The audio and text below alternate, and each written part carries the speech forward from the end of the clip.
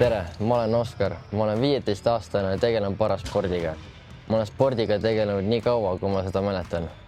Ma olen oma elus proovinud kettaheidet, kuulitõuget, odaviset, mänginud jalgpalli, võrkpalli, korvpalli ja suusatanud.